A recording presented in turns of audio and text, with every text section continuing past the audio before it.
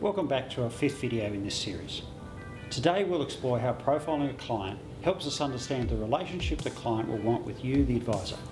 It'll help us understand the instinctive habits that will impact the implementation process, and we'll also look at the client's risk propensity and tolerance.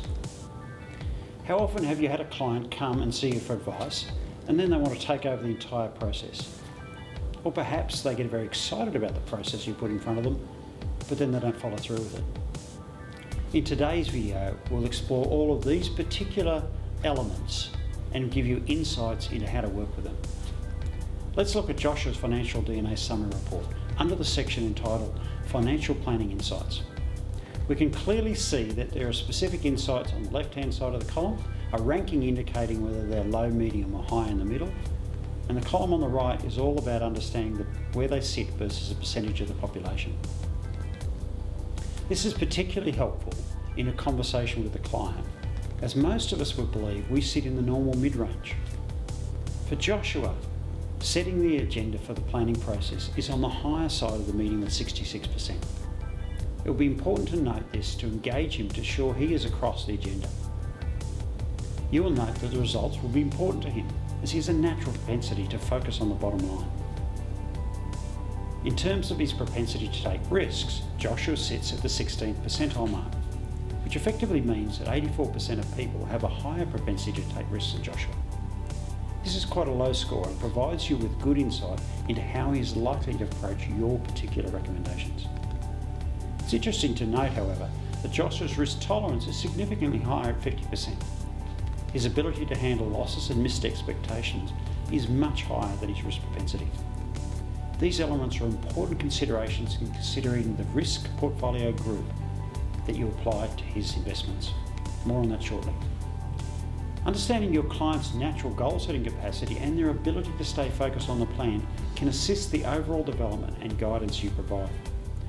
While Joshua's not likely to be unrealistic in his goal setting, his ability to stay focused on the plan is in the top 10% of the population.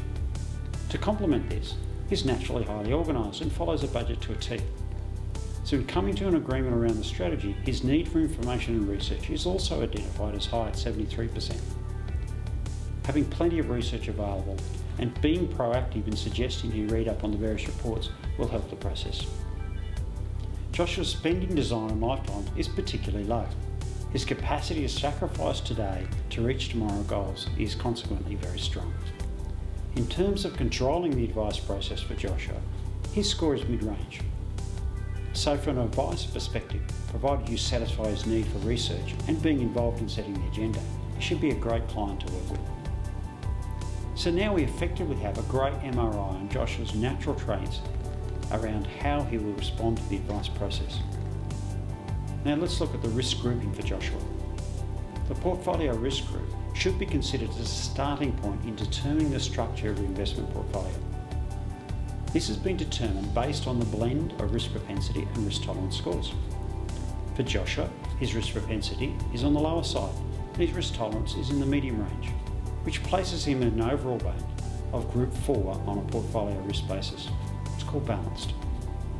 This is a great starting point to know for you as a client.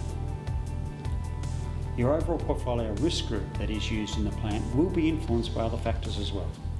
Your goals, the current financial capacity you have, and the learned risk behavioural motivations. These learned motivations come from our circumstances, our experiences and our education. These are all key elements that you need to uncover in the discovery phase of the advice process. We now have a holistic picture of the behavioural finance attributes of Joshua or any other client for that matter.